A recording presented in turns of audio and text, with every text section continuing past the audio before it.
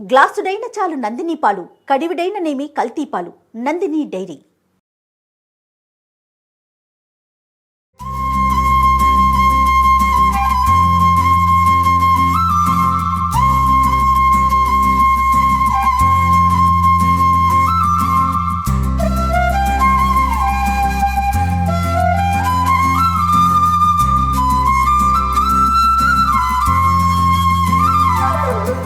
రమ్మగారు సంక్రాంతి అనగానే ఫస్ట్ పిండి వంటలు మనకి అరిసెలే గుర్తొస్తాయి కదండి. అందుకని చెప్పి మిమ్మల్ని కష్టపెట్టి పొల్లలు పోయి అరేంజ్ చేసి ఓకే అరిసెల కోసం మొత్తం పిండి అంతా రెడీ చేయించానండి నేను. Very good. అరిసెలు నేతి అరిసెలు అయితే ఎంత బాగుంటాయి రమ్మగారు, చాలా బాగుంటాయి. కానీ మొత్తం నెయ్యి కాకుండా కొంచెం ఎక్కువ భాగం నెయ్యి కొంచెం నూనె వేస్తే ఇంకా చాలా బాగుంటాయి. నందిని మిల్క్ వాళ్ళది ప్యూర్ కౌ గీ రమ్మగారు, ఆవు నెయ్యి. ఆవు నెయ్యి రమ్మగారు మీకు చాలా ఇష్టం. నెయ్యికి మీకు విడదీయరాని బంధం అనమాట రమ్మగారికి నెయ్యికి. సో మీకోసం అని చెప్పి నేను నెయ్యి తీసుకొచ్చాను. నేతి అరిసెలు చేయబోతున్నాం మనము. ఓకే ఓకే నేను హసన్ వెళ్ళి చేసి వచ్చాను కదా, నందిని మిల్క్ యూనిట్ మొత్తం చూసి వచ్చాను కదా. ఆ ప్రాసెస్ అదంతా చూస్తే అబ్బా అబ్బా ఎంత బాగుందంటే, ఎంత ప్యూరిటీ, ఎంత హైజీన్ మెయింటైన్ చేస్తున్నారు రమ్మగారు. మనుషులు ముట్టుకోకుండా చేస్తున్నారు. అస్సలు ఎక్కడ హ్యాండ్ అనేది పడదండి. మరి వేసేనా నెయ్యి? వేసి జాగ్రత్తగా పట్టుకో. ఆవు నెయ్యి ఒక డిఫరెంట్ వాసన వస్తుంది కదా. అవునండి, వాసన బాగుంది, కలర్ కూడా ఈవెన్ ఎల్లోగా ఉంది కదా. అవునవును. ఆవు నెయ్యి అనేది ఒక భావన కదండి మనకి కదా. ఆ స్వచ్ఛత, ప్యూరిటీ అండ్ స్వచ్ఛత అనేసరికి మనసు అట్లా లాగుతూ ఉంటుంది. అవును. ఇక్కడ విరివిగా దొరుకుతుందా మనకి? ఇక్కడ కూడా మనకి అన్ని షాప్స్ లో దొరుకుతుంది, ఆన్లైన్ లో అవైలబుల్ గా ఉంది. ఓకే. నందిని పాలు, నందిని నెయ్యి, పెరుగు, స్వీట్స్, ఇట్లా దాదాపుగా 32 నుంచి 45 రకాలు ఉన్నాయండి. అక్కడైతే ఇక్కడ బహుశా అన్ని లేకపోయి ఉండొచ్చు, కానీ పాలు మాత్రం చాలా బాగా, పాలు పెరుగు ఇవన్నీ బాగా దొరుకుతున్నాయి. నెయ్యి కూడా, నెయ్యి చాలా బాగుంది, వాసన బాగుంది. అరక్షణంలో వచ్చేస్తుంది చూడదు. అవును రమ్ గారు, చూడు పుల్లలు పోయి కదా చాలా స్పీడ్ గా. అంటే పుల్లలు పోయి అవటం వల్ల కాదు, అది వేడెక్కిపోయింది కాబట్టి.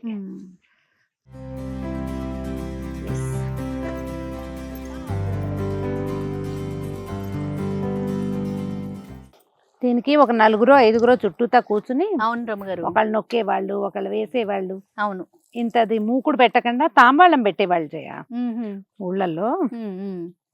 తాంబాళం పెడితే ఏంటంటే ఎక్కువ లోతక్కర్ల దీనికి.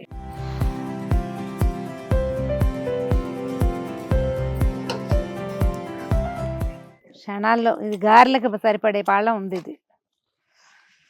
రమ్మగారు ప్రాక్టీస్ లేనట్టుంది కదా మీకు కూడా. చిన్నప్పుడు ఎప్పుడైనా చూసారా ఇట్లా? చిన్నప్పుడా? ఏమిటి, సుమన్ టీవీలోనే 3 సార్లు చేయించి అలా అడుగుతావా జయ? రమ్మగారు ఇది నేను అడిగేది పుల్లల పొయ్యి మీద, పొయ్యి గురించి. ప్రాక్టీస్ లేదని మిమ్మల్ని అంటానికి నాకు ధైర్యం ఉందా అసలు? నేను అనేది అరిసెల గురించి కాదండి, పొయ్యి గురించి. పొయ్యి వంట చేసేవాళ్ళు కానీ పిండి వంటలప్పుడు నాకు వంట చేసే వయసు వచ్చే నాటికి నన్ను అప్పటికి ఇవి మానేశారు మా వాళ్ళు. అదేలేండి. కొంచెం నేను ఎక్కడ చూసేదానంటే మా ఊళ్ళో పాలేళ్ళ ఇళ్ల దగ్గర సామూహికంగా చేసేవాళ్ళు అరిసెలు. ఓకే. మాకు ఒక చాకలు ఉండేది అంకమ్మ. నేను ఎప్పుడు చెప్తాను, నాకు నీళ్ళు పోసిన అంకమ్మ, మా పిల్లల్ని మాత్రం ఒకసారి ఫోటో చూపించండి. అంకమ్మ ఫోటో లేదు. అంకమ్మ చాలా బాగా చేసేది ఇవి అరిసెలు. ప్రతి ఇంట్లో ఇక్కడ ఎవరిదైనా పిల్లలకు నీళ్ళు పోసే పని ఉన్నా సరే పరిగా ఎత్తుకుంటూ వెళ్ళిపోయేది. అరిసెల పాకం ఉంది, వాళ్ళ ఇంట్లో ఉంది, వీళ్ళ ఇంట్లో ఉంది అని అంకమ్మే ఎక్కువగా అందరి ఇళ్లలో పాకం పట్టడానికి వెళ్ళేది. వాళ్ళు చేసేటప్పుడు నేను ఈ పొయ్యి దగ్గర ఆ తాంబూలం పెడతారనేది కూడా నేను వాళ్ళ దగ్గర చూసిందే. ఇప్పుడు మూకిడి కాకుండా తాంబూలం పెడతారండి, పెద్ద పళ్ళేలు పెడతారు. పళ్ళెం పెడితే ఇత్తడి పళ్ళేలు పెద్ద పెద్దవి పెడితే ఒక 3 ఏమో కూర్చునేవాళ్ళు. నీకు రోజువారీ పొయ్యి అలవాటు ఉన్న వాళ్ళు ఈ వేడి పట్టగలుగుతారు. అవును. ఇప్పుడు నేను చపాతీలు చేసినప్పుడు చేత్తో తీస్తానా, నువ్వు ప్రతిసారి అరిచి కేకలు పెడతావు, అమ్మో అమ్మో అంటానా. అది అలవాటు అయిన వాళ్ళు ఏం చేస్తారు, ఈజీ కదా. అవునవును. నాకు ఈ నీళ్ల పొయ్యి అలవాటు ఉంది బాగా. చలికాలం అంతా పొయ్యి వెలిగించుకోవటం మామూలుగా మా ఇంట్లో నీళ్ళ పొయ్యి. పొయ్యి దగ్గర కూర్చుని చలికాగే అలవాటు ఉంది నాకు.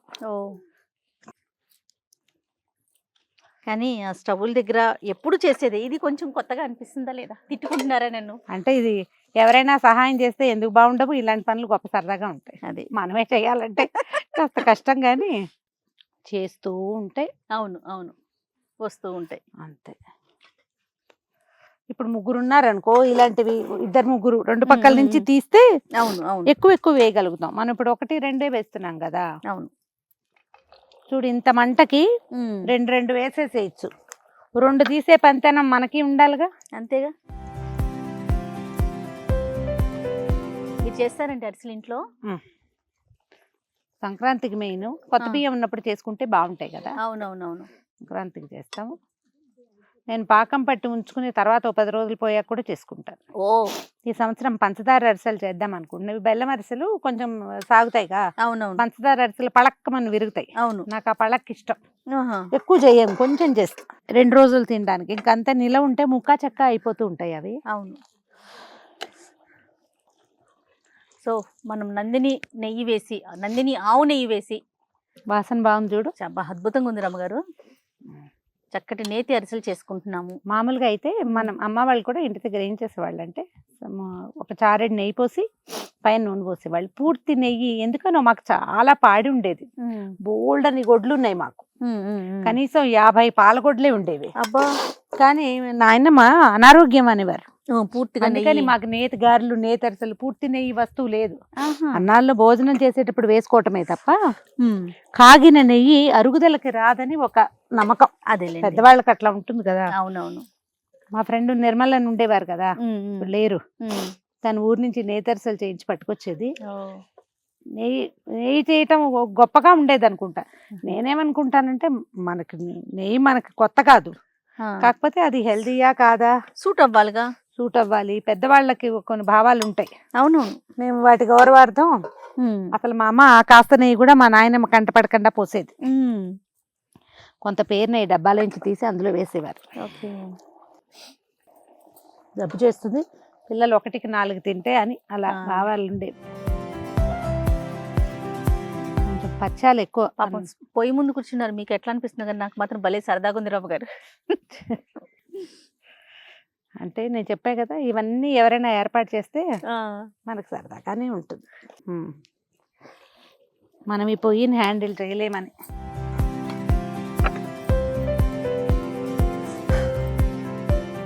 రమ్మగారు అరిసెలు ఇంకేం చేస్తామండి? అరిసెలు అయితే నాకు తెలుసు బాగా. తెలంగాణలో సకినాలు చేస్తారు. మనమేమో చక్రాలు, చెక్కలు, జంతికలు, చెక్కలు, చేగోడీలు. అవునండి. ఒక 2-3 కలిసి చక్కగా, మరి ఇలా పొయ్యి అంటే పెట్టుకోలేకపోతాం కానీ చిన్న స్టవ్లు వస్తాయి కదా రమ్మగారు, సింగిల్ స్టవ్లు, అవి అయితే కూర్చొని చేసుకోవచ్చు కదా. అవును, చక్కగా నేల మీద పెట్టుకోవటం, హాయిగా చేసుకోవచ్చు. రమ్మగారు అరిసెలు ఇష్టమా మీకు కొబ్బరి బూరెలు ఇష్టమా? అసలు కొబ్బరి బూరెలు పెద్ద నచ్చవు చేయను. అవునా? తూచి రమ్మగారు, నాకు ఎంత ఇష్టమో కొబ్బరి బూరెలు అరిసెల కన్నా. నాకు అరిసె ఇష్టం. కొబ్బరి బూర అంటే కొంచెం మెత్తగా అట్లా అనిపిస్తుంది, అదొక ఫీల్. అంటే కొబ్బరి బూరలో ఒక ఖాళీ వస్తుంది చూడు, హాలో, అదేమిటో ఎక్కదు చేయాలి. అట్లా రాదు రమ్మగారు, అట్లా రాదండి. ఏమో మరి ఇట్లా బొంగలాగా వస్తుంది కదా అది, ఆ బొంగలో లోపల గ్యాప్ వస్తుంది. ఏమో మరి అమ్మ చేస్తారు కదా, అస్సలు రాదండి. ఏమో ఈసారి తీసుకొస్తాను ఆగండి నేను. మా ఇంట్లో మా కొబ్బరి బూరెలు పెద్దగా తెలీదు. మా విద్యక్కయ్య మున్సిపల్ స్కూల్లో జాయిన్ అయ్యాక అక్కడ ఫ్రెండ్స్ క్రిస్మస్ కి చేస్తారు జయ మా వైపు, ఎందుకనో అలాగా తెలీదు. కానీ అక్కడ వాళ్ళ దగ్గర చూసి తర్వాత విద్యక్కయ్య చేసేది, కానీ ఏమిటో నాకు. పండక్కి ఒక వారం ముందు నుంచి మొదలు పెడతారు కదండి పిండి వంట ఇవన్నీ. ఇంకా 4-5 రోజుల ముందు. ఒక 2 నెలల పాటు ఇళ్లలో ఏంటంటే పిల్లలు ఊళ్ళ నుంచి వచ్చేసరికి పాపలు వండి పెట్టేస్తారు. అవును అవును. ఏమో నేను ఎప్పుడు ఈ పదం వాడుతూ ఉంటాను, మా ఇంట్లో వాడే పదం కాదు. ఏది? పప్పలా? పాపలు వండటం అనేది మా ఊళ్ళల్లో పద్ధతి అన్నమాట. మేము పిండి వంటలు చేయటం అంటాం, అసలు వండటం అన్న మాటే రాదు. పిండి వంట చేయటం. నువ్వు హసనెళ్ళేవి 3 రోజులు ఉన్నావు కదా. అవును రమ్మగారు. నందిని వాళ్ళు 3-4 నెలల నుంచి నేను హసన్ వెళ్తాను చెప్తూనే ఉన్నావు. మొత్తానికి డిసెంబర్లో వెళ్ళినట్టున్నావు. అవును రమ్మగారు. ఎలా ఉంది జయ ఫ్యాక్టరీ చూస్తే ఎక్స్పీరియన్స్? నేను ఇక్కడ చాలా అంటే నార్మల్ గా ఊహించుకున్నాను, నేను ఎప్పుడు చూడలేదు రమ్మగారు. మా ఆయన ఎప్పుడు చెప్తాను, నేను పాల్ ఫ్యాక్టరీ చూసాను, విజయవాడలో పాల్ ఫ్యాక్టరీ చూసానని. నేను ఎప్పుడు చూడలా, అంత ఊహించుకోలా. అది ఫ్యాక్టరీ కాదండి, ఇండస్ట్రీ. బా. లక్షల టన్నులు రమ్మగారు. నేను అసలు ఇక్కడ ఇది మాట్లాడాలి అది మాట్లాడాలి, ఇన్ని డ్రెస్సులు అన్ని డ్రెస్సులు మేకప్ కిట్లు ఎన్నో వేసుకెళ్ళిపోయా. నోరు ఇప్పటాకు లేదు రమ్మగారు. ఎందుకో తెలుసా, ఏది ఆపటాకు లేదు, ఏ మిషనరీ. అన్ని లక్షల టన్నుల్లో అక్కడ ఇదవుతోంది అనమాట. అంటే మనం ఏది ఆపినా ప్రొడక్షన్ ఆగిపోతుంది. అదే మొత్తం చూసొచ్చాను. నాకు బాగా నచ్చింది హైజీన్ అండి. ఎంత క్లీన్ గా ఉందంటే బాబా మాటల్లో చెప్పలేం. మీకు అలాంటివి లేకపోతే ఒక రాష్ట్రం తాలూకు పూర్తి రాష్ట్రం తాలూకు నమ్మకాన్ని ఎట్లా గెలుపొందుతారు? రైతుల దగ్గర నుంచి నేను రైతులతో కూడా వెళ్ళి మాట్లాడొచ్చాను. రైతుల దగ్గరికి వెళ్ళాను, పాల కేంద్రానికి వెళ్ళాను. చక్కగా రైతులందరూ ప్రతి ఇంట్లో పాడి అండి. నాకైతే నిజంగా ఒక ఈర్ష్య కూడా వచ్చింది రమ్మగారు. మనకి ఇక్కడ అట్లా లేదు కదా. అంటే రైతులకి ఎంత ఎంకరేజ్మెంట్ కదా, పాడి పంట కదా రమ్మగారు. ప్రతి ఒక్కరికి అన్ని రకాలుగా సమృద్ధిగా ఉంటది కదా. నిజంగా అలాంటి అవకాశం ఉన్నట్లయితే గవర్నమెంట్ భలే ప్రోత్సాహం అందిస్తుందండి అక్కడ. కర్ణాటక గవర్నమెంట్ ప్రతి ఇంట్లో ఆవులు, వాళ్ళకి సబ్సిడీలు, రకరకాల ప్రోత్సాహకాలు, ఆ పాలని వీళ్ళే కొనటం మనకు కూడా ఉంది, మనకి ఉంది. కానీ అంత ప్రోత్సాహకం మరి ఎంతవరకు ఉందో నాకు తెలీదు. దానితో నందిని అనేసరికి తిరుమల తిరుపతి దేవస్థానంలో వాడుతున్నారు కదండి. కొన్ని సంవత్సరాల నుంచి తిరుమల తిరుపతిలో నందిని నెయ్యినే వాడుతున్నారంటే మనం దాని యొక్క స్వచ్ఛత గాని క్వాలిటీని మనం ఇంకా అసలు మాటలో ఇంకా ప్రత్యేకించి ఇంకేం మాట్లాడుకోకర్లా. దాని గురించి అదొకటి చెప్తే చాలు, సరిపోతుంది. స్వామివారికి సమర్పిస్తున్న నెయ్యి అంతే. చాలా బాగుందండి ఎక్స్పీరియన్స్ అయితే. అక్కడ మనుషులు కానీ వాళ్ళు పనిచేసే విధానం కానీ ఎక్కడ చెయ్యి తగలట్లేదు రమ్మగారు.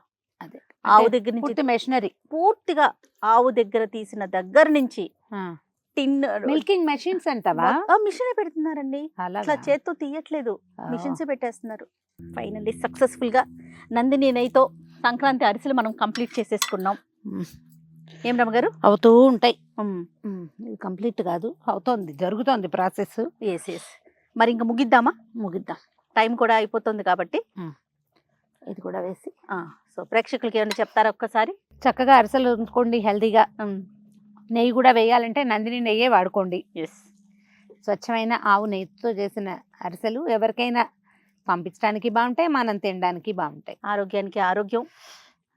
అంత పూర్తి స్థాయి నెయ్యి వద్దనుకుంటే మేము చేసినట్టుగా కొంచెం నూనె, కొంచెం నెయ్యి వాడుకోండి.